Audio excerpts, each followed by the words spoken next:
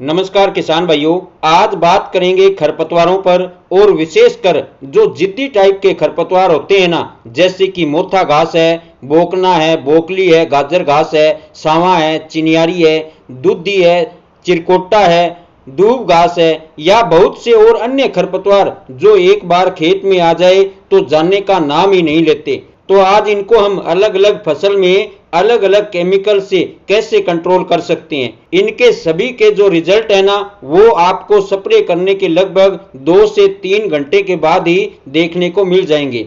धीरे धीरे करके ये जड़ से खत्म हो जाएंगे। तो आप वीडियो को पूरा देखिए, बिल्कुल भी इसको स्किप मत कीजिए, क्योंकि किसान भाइयों इन खरपतवार नाशी दवाओं के छिड़काव के अंदर अगर अपन थोड़ी सी भी जो है भूल कर जाते हैं तो वहीं पे जो है अपनी फसल के ऊपर इसके गलत इफेक्ट देखने को मिलेंगे। तो नमस्कार किसान भाइयों, मैं हूं प्रमोद कुमार और आप देख रहे हैं देश का सबसे विश्वसनीय फार्मिंग यूट्यूब चैनल द कृषि चौपाल। किसान भाइयों, खरपतवार नाशी दवा के स्प्रे करने से पहले आपको 4-5 सावधानियां बरतनी बहुत ही ज्यादा जरूरी है, तभी जाके इनके इफेक्टिव रिजल्ट मिल पाएंगे। तो सबसे पहले आपको यह सुनिश्चित कर लेना है कि इन खरपतवार नाशी दवाओं का छिड़काव करने से पहले आपके खेत के अंदर जो है अच्छे से नमी होनी चाहिए, तभी इनके रिजल्ट है ना वो अच्छे से मिल पाएंगे। क्योंकि इन खरपतवार नाशी दवाओं का जब आप स्प्रे करेंगे तो अगर खेत में नमी नहीं होगी, खेत सूखा होगा, तो भैया उस कंडीशन में क्या है कि जो पत्तियां है ना वो तो सूख जाएगी, लेकिन खरपतवारों की जो नीचे की जो जड़ें होगी वो क्या है पूरी तरह से जो है नष्ट नहीं हो पाएगी। हमने ये देखा है कि जिन खेतों के अंदर अच्छे से नमी होती है और उनके ऊपर अगर हम कोई भी खरपतवार नाशी दवा का छिड़काव करते हैं तो उनमें क्या है कि वो जड़ से खरपतवार खत्म हो जाते हैं। तो पहला काम आपको यह करना है। और दूसरा, आपकी फसल में खरपतवार ज्यादा बड़े नहीं होने चाहिए, वो 2 से 3 पत्ती के हों, उस टाइम के ऊपर ही आपको कंट्रोल जो है करोगे तो उसका जो है अच्छा रिजल्ट आपको मिलेगा। यानी कि जो खरपतवार हैं वो ज्यादा छोटे भी न हो और ज्यादा बड़े भी न हो। इसलिए जब अपने खरपतवार 2 से 3 पत्ती के हों, उस स्थिति के अंदर अपने को जो है इनके ऊपर खरपतवार नाशी दवा का अपने को छिड़काव करना है। क्योंकि यदि खरपतवार बहुत ज्यादा छोटे होंगे तो भी वो जो दवा है, खरपतवार नाशी दवा है, वो इतना इफेक्ट यानी कि इफेक्टिव नहीं होगी। और अगर ज्यादा बड़े होंगे तो उसमें क्या है अपने को डोज ज्यादा डालनी पड़ेगी, नहीं तो वो क्या है वो डोज जो रिकमेंड डोज है वो क्या है पूरी तरह से उनको कंट्रोल नहीं कर पाएगी। इसलिए हमें विशेष तौर पर ध्यान रखना है कि जब अपने खरपतवार 2 से 3 पत्ती के हों खेत के अंदर, उस कंडीशन में अपने को इन खरपतवार नाशी दवाओं का छिड़काव करना है। इस बात का आप विशेष रूप से ध्यान रखें। इसके अलावा किसान भाइयों, खरपतवार नाशी का जब भी आप जो है स्प्रे करो अपने फसल के अंदर, चाहे वो किसी भी तरह का कोई भी खरपतवार नाशी हो, तो एक बार आप जैसे अपने खेत के अंदर से दवा का छिड़काव करते हुए निकल जाते हैं तो उसके बाद फसल में जो स्प्रे करते हुए वहां पर दोबारा भूलकर भी नहीं आना है। क्योंकि वापस अगर आप आ जाते हो वहां से छिड़काव करते हुए तो उससे क्या है अपनी फसल पे ये ओवरडोज हो जाएगा, यानी कि डबल डोज हो जाएगा। तो इससे क्या है हमारी फसल को भी उससे ज्यादा नुकसान होने की संभावनाएं रहती है। इसलिए अपने को ये विशेष ध्यान रखना है कि खरपतवार नाशी दवा का किसी भी एरिया के अंदर एक बार ही छिड़काव करना है, यानी कि वहां पर जो है दोबारा छिड़काव नहीं होना चाहिए। इसके अलावा जो है अपने को सावधानी रखनी है वो जब अपने खरपतवार नाशी दवाएं छिड़काव करते हैं तो उस वक्त अपने को क्या है पर्याप्त मात्रा में पानी लेना है।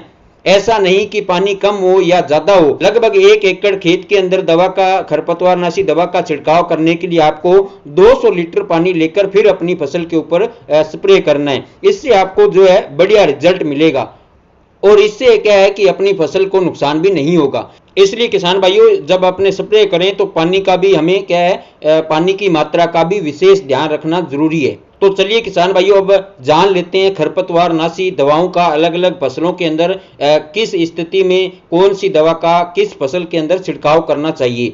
सबसे पहले किसान भाइयों, जिद्दी खरपतवार जिसने पूरे देश के सभी किसानों के नाक में दम कर रखा है, मोथा घास, इसकी बात कर लेते हैं। अब मोथा घास है ना वो अलग अलग फसल के अंदर अलग अलग केमिकल कंपोजिशन से कंट्रोल होता है। सबसे पहले बात कर लेते हैं सोयाबीन और धान फसल के अंदर मोथा घास की। अगर आपके खेतों में मोथा घास है तो उसको किस तरह से कंट्रोल करें। इस टाइम पर खरीफ सीजन में सबसे ज्यादा सोयाबीन और धान की जो बुआई होती है, तो इसके अंदर भैया बीएसएफ कंपनी का बादशाह ग्रान, जिसके अंदर बेंटाजोन 48% एसएल केमिकल कंपोजिशन आता है, उसको आपको 800 मिलीलीटर प्रति एकड़ के हिसाब से जो है 200 लीटर पानी के अंदर मिलाकर के स्प्रे करना है। स्प्रे करते वक्त आपको खेत के अंदर पर्याप्त मात्रा में जो है अच्छे से नमी रखनी है। ऊपर से जब आप स्प्रे करोगे तो पत्तियों के माध्यम से वह नीचे जड़ों तक बैठ जाएगी। जो ये स्प्रे होगी ना, आपको जो ये केमिकल स्प्रे करोगे आप 12 ग्राम की, वो नीचे इसकी जड़ों के अंदर चला जाएगा, उस गांठ के अंदर चला जाएगा। जो गांठ खत्म हो जाएगी, धीरे धीरे पौधा जो है सूखता चला जाएगा। बाकी कोई भी हमारी जो फसल है उस पर इसका कोई साइड इफेक्ट नहीं होगा। अगली फसल की बात करते हैं, मक्का और गन्ना की फसल। अगर आपके खेतों में मोथा घास है तो उसको किस तरह से कंट्रोल करें गन्ना और मक्का की फसल में, तो भैया उसके लिए बहुत ही इफेक्टिव रिजल्ट वाली एक स्प्रे है जो धानुका कंपनी की सैंपर आती है ना, जिसके अंदर येलो सल्फ्यूरान मिथाइल 75% कंपोजिशन आता है, उसका स्प्रे करना है। अब इसके अंदर डोज की रही बात, तो भैया 1 एकड़ जमीन में अगर आपको मक्का है या फिर गन्ना की फसल है, उसके अंदर आपको 36 ग्राम की जो पूड़ी आती है उसको 150 से 200 लीटर पानी के अंदर मिलाकर स्प्रे करना है। स्प्रे करने के लगभग 10 से 12 दिन के बाद जो है खरपतवार पूरी तरह से जो है नष्ट हो जाएंगे। मतलब शुरुआत में तो धीरे धीरे जो है पीली पड़ती चली जाएगी खरपतवार, और आखिरी टाइम 10 से 12 और 15 दिन के अंदर तो क्या पूरी तरह से खरपतवार एकदम क्लीन चिट हो जाएंगे, पूरी तरह से एकदम खत्म हो जाएंगे। अब ये तो भैया 4 फसलें जिनके अंदर मोथा घास, उनको कंट्रोल करने का तरीका बता दिया है, सोयाबीन, धान, गन्ना और मक्का। अब इससे अलग अगर आपके खाली खेत पड़े हैं जिनके अंदर आगे चलकर कोई फसल आप लगाने वाले हैं और अभी इस टाइम के ऊपर उसके अंदर बहुत ज्यादा मोथा घास हो चुका है, बरसात के अंदर तो आपको पता है बहुत ज्यादा तेजी से जो है ये मोथा घास फैलता है, या फिर आपका कोई खाली प्लॉट है, खेत के चारों साइड में जो मेड़ है, खेत की जो नाली है जिसके अंदर से पानी चलता है, उसके ऊपर अगर आपको मोथा घास को कंट्रोल करना चाहते हो तो उसके अंदर भी 2 केमिकल कंपोजिशन जो आते हैं। एक तो है ग्लाइफोसेट 71% जो मेरा 71 के नाम से आता है, और दूसरा जो अभी मैंने आपको बताया धानुका कंपनी का सैंपर, जिसके अंदर येलो सल्फ्यूरान मिथाइल 75% होता है।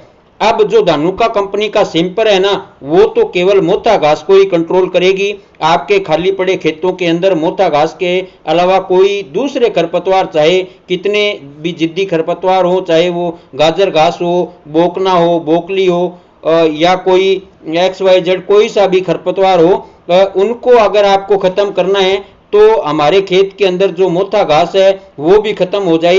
इसके अलावा हमारे खेत में जो दूसरे खरपतवार है XYZ वो भी जो खत्म हो जाए, उसके लिए ग्लाइफोसेट 71 जो मेरा 71 के नाम से आता है, उसको लगभग 120 ग्राम से 150 ग्राम जो 20 लीटर वाला जो स्प्रे पंप होता है उसके अंदर मिला लेना है, और साथ ही हमें उसके अंदर लगभग 100 से 200 ग्राम तक जो है यूरिया भी उसके अंदर मिला लेना है। ये सब मिलाने के बाद जब हमारे खेत के अंदर अच्छे से नमी हो या बरसात हो चुकी हो, उसके बाद अपन स्प्रे कर देना है। मतलब खेत के अंदर ऐसा भी नहीं कि पानी भरा हो, खेत के अंदर नमी जो है पर्याप्त मात्रा में होनी चाहिए। और इसके बाद आपको क्या है, धीरे धीरे करके पूरे खेत के अंदर जो खाली खेत है उसके अंदर इसकी स्प्रे कर देनी है।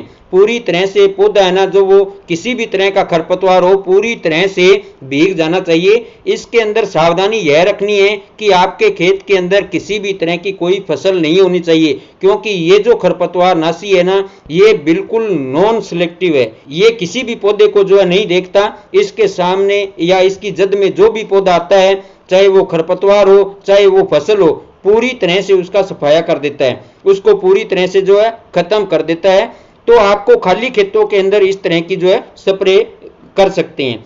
अब इसकी स्प्रे करने के लगभग 10 से 12 दिन के बाद अगर जाकर आप देखोगे अपने खेत के अंदर, बिल्कुल जो है किसी भी तरह का कोई भी खरपतवार XYZ आपको ना तो चौड़ी पत्ती का ना संकरी पत्ती का कोई सा भी खरपतवार आपको देखने को नहीं मिलेगा। अब इससे आगे बात करते हैं सोयाबीन के अंदर जो इस टाइम के ऊपर सबसे ज़्यादा खरपतवार जो है परेशान करते हैं किसानों को, जिनके अंदर जिद्दी खरपतवार जैसे बोकना है, बोकली है या चौड़ी पत्ती वाले खरपतवारों के साथ में जो संकरित पत्ती वाले खरपतवार हैं वो भी होते हैं, उनको किस तरह से कंट्रोल करें।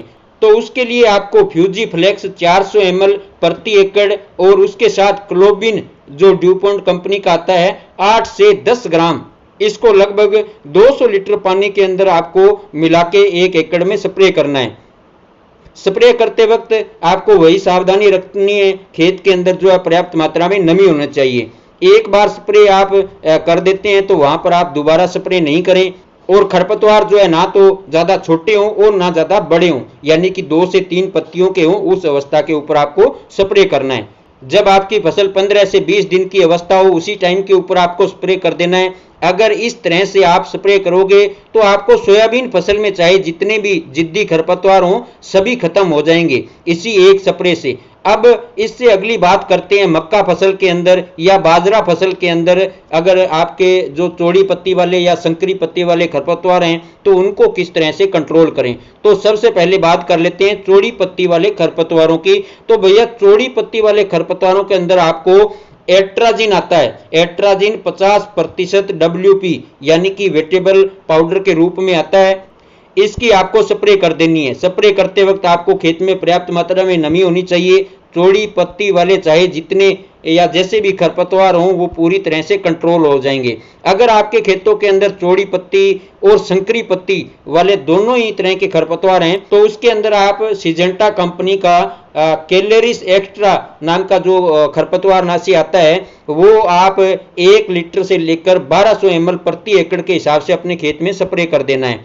आपके खेत में चाहे जितने भी चौड़ी पत्ती वाले या संकरी पत्ती वाले जो भी खरपतवार हैं वो पूरी तरह से कंट्रोल हो जाएंगे। या फिर आपके खेत में अगर संकरी पत्ती वाले खरपतवार हैं तो उसके अंदर आप जो है एक बायर कंपनी का लो डिस नाम से जो खरपतवार नाशी आता है उसकी स्प्रे कर सकते हैं। उससे भी आपके खेत में जो संकरी पत्ती वाले जो खरपतवार हैं वो जो है पूरी तरह से खत्म हो जाएंगे। तो किसान भाइयों उम्मीद है कि आपको आज की हमारी जो जानकारी है वो अच्छी लगेगी और इससे जो है आपको फायदा होगा। अगर आपको किसान भाइयों हमारा वीडियो अच्छा लगे तो इसे लाइक और ज्यादा से ज्यादा शेयर जरूर करें। धन्यवाद।